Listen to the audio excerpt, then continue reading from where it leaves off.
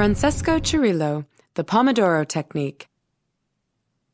Procrastination is a term that has become popular in recent decades, and it's no surprise either. Many of us can relate to the problem of procrastination and know it intimately. It's early evening, you're sitting in front of your computer screen, and you know those 50 empty PowerPoint slides won't fill themselves. And yet, instead of tackling this mammoth project, you spend hours perusing Facebook, looking at friends' vacation pictures.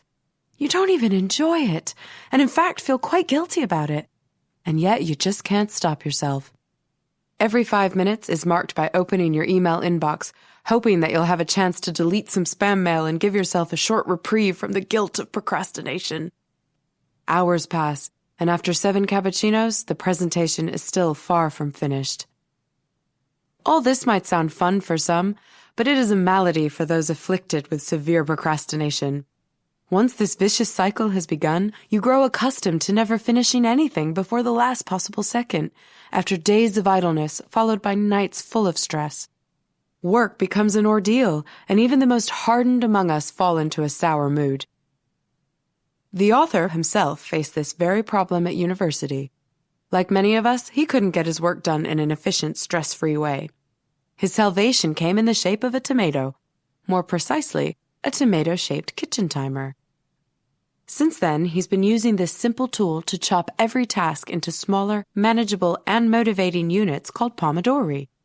His technique has helped many chronic procrastinators rid themselves of their guilt and learn to enjoy their work instead.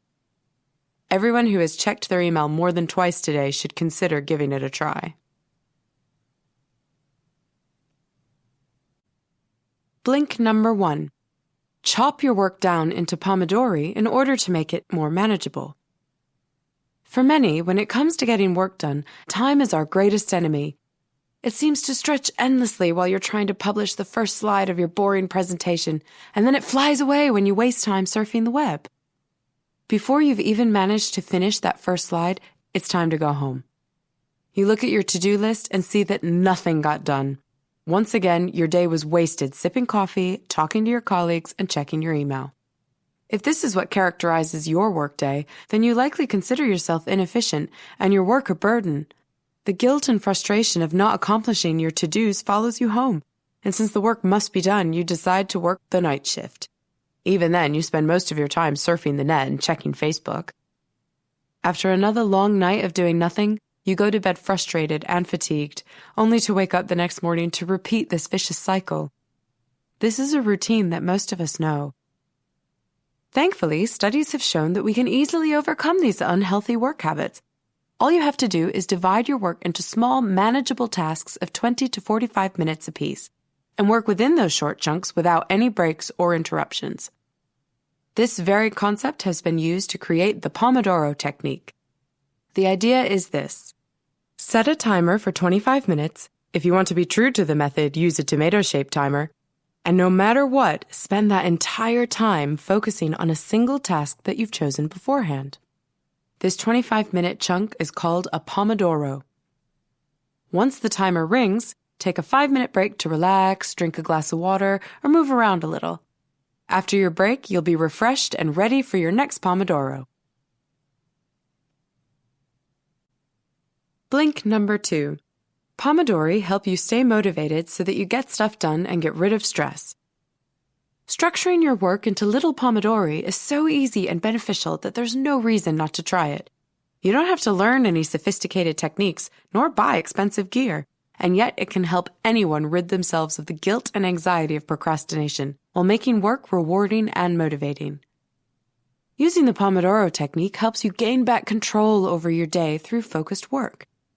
Indeed, since the Pomodoro is so small, it's nearly impossible not to maintain focus during that time. And knowing that you can stop working on your boring presentation after only 25 minutes, you have no reason to procrastinate. This in turn makes it easier to stay motivated and get more out of your day. You can't climb Mount Everest in one leap. Trying to accomplish any large task at once is daunting and leads to procrastination.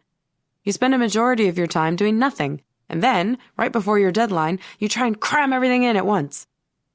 However, setting a goal of 10 Pomodori per day, that is merely 250 minutes, makes each step of the climb easier to manage and will get you a lot further up the mountain than an all-out sprint at the last minute.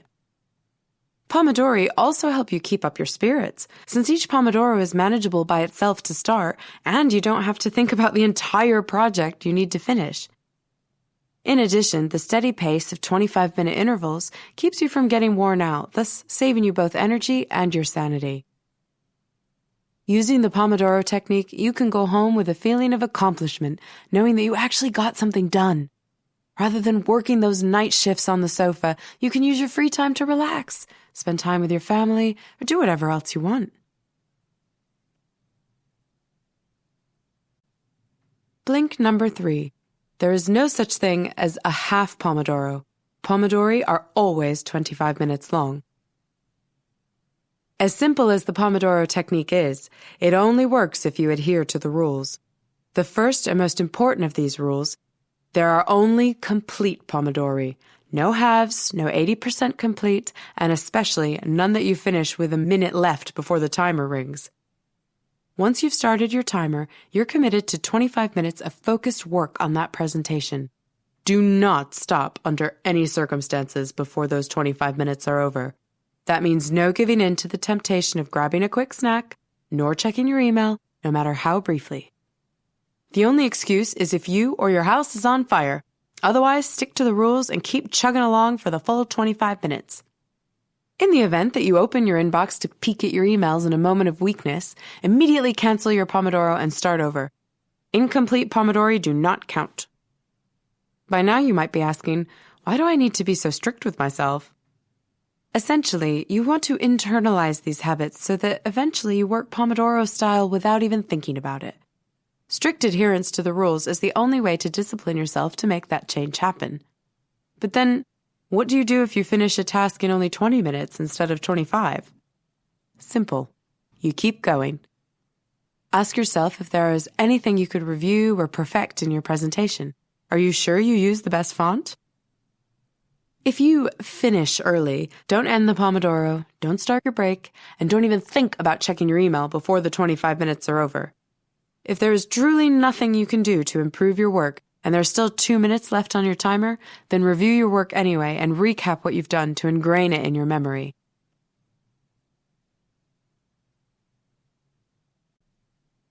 Blink number 4. You must take a break after your Pomodori. Breaks are not optional. Once you've finished your Pomodoro, saved all your work, and crossed off the task from your to-do list, you must observe the second, yet equally important rule. Breaks are mandatory. You should take this very seriously. If you want to maintain a focused mind, then you need to give it a break. This means you shouldn't waste your 5-minute break by checking your email or doing anything strenuous. Instead, relax and distract yourself. Push the task you've just completed out of your mind and enjoy that pleasant feeling of accomplishment. Allow your mind to recalibrate so it can focus on the next task that you need to tackle. If you, for some reason, don't stick to this rule, then it will become harder to stay motivated.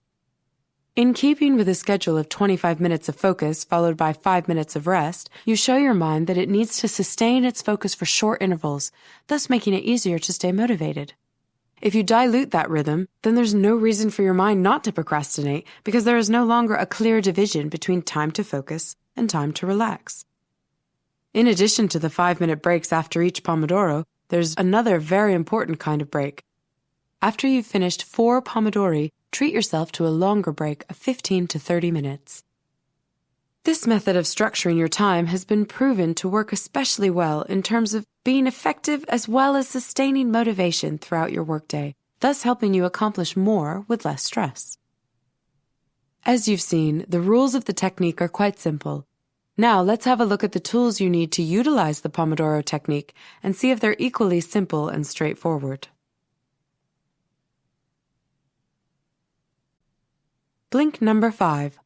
All you need to get started is a timer and 2 lists. Simple tools are often the best.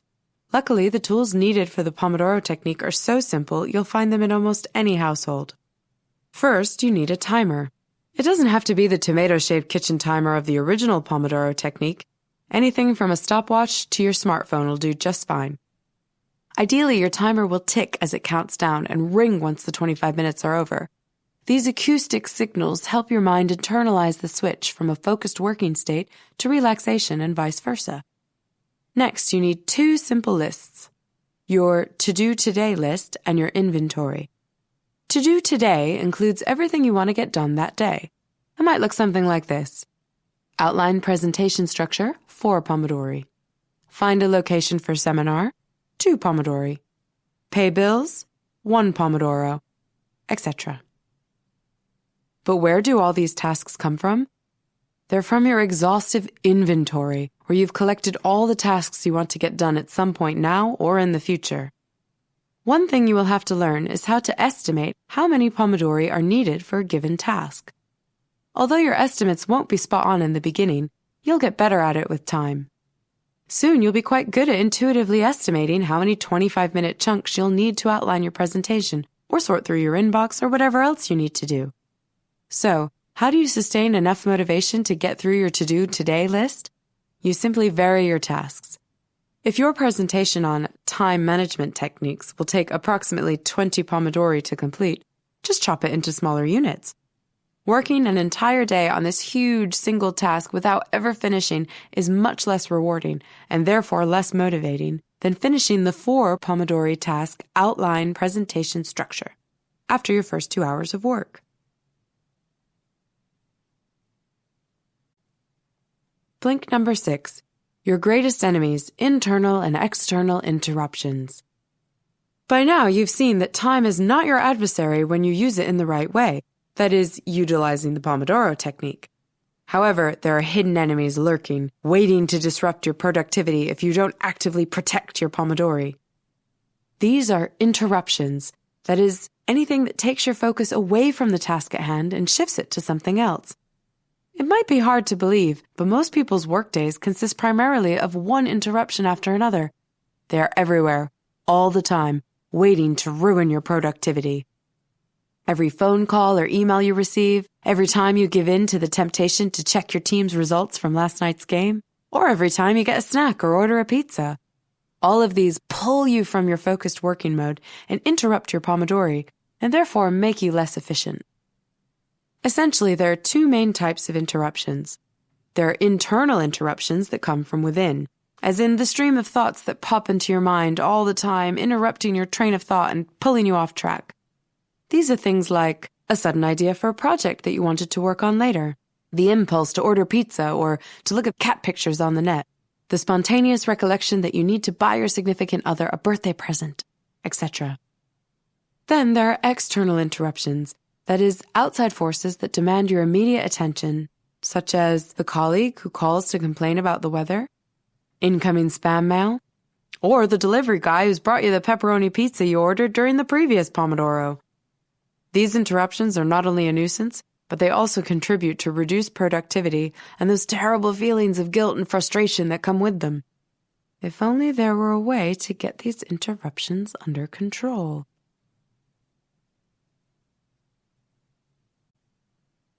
Blink number 7. You can manage any type of interruption in order to sustain your focus. Thankfully, you don't have to be a slave to these interruptions. Just follow these simple steps to protect your Pomodori. Inevitably, some internal interruption, will pop into your mind while you are trying to focus on your task and demand your immediate, undivided attention, like a child whining for some candy. When this happens, simply jot it down somewhere and get back to your Pomodoro. As long as you don't smell your pants burning, then it can wait until you're finished with the task at hand. Once your Pomodoro is complete, take a moment and examine the thought that you jotted down earlier. Often, what seemed critically urgent while you were in your Pomodoro ends up in the trash afterwards. If it still seems important, then put it in your inventory list or on your to-do today list. In the event of an external interruption, try not to get roped into other people's business. Take the steering wheel and make others respect your schedule. Whoever is calling can just talk to your voicemail. Turn off email notifications and check emails only seldomly and never during a Pomodoro. If someone comes by to say hello, they're to be met with a friendly but firm goodbye. You may only interrupt your Pomodoro in case of real emergencies, as in if someone cuts off a finger and is getting blood on your timer. If the same person just wants to borrow a pen, then they can wait until your timer rings. If someone tries to interrupt you, then a response like, "I'm in the middle of a Pomodoro and will call you back," or "Just 10 minutes, then I can help you," are perfectly appropriate. You'd be surprised, but most people will understand and even respect your desire to stay focused. Except maybe not the pizza delivery boy, which is why you shouldn't have ordered that pizza in the first place. You just heard the blinks from Francesco Cirillo's The Pomodoro Technique. The key insight of the book is that the Pomodoro Technique is as simple as it is effective. Chop your work into more manageable 25-minute chunks, during which you work totally uninterrupted. Afterwards, take a break to relax and recharge your batteries so you can start your next 25 minutes of focused work without getting tired.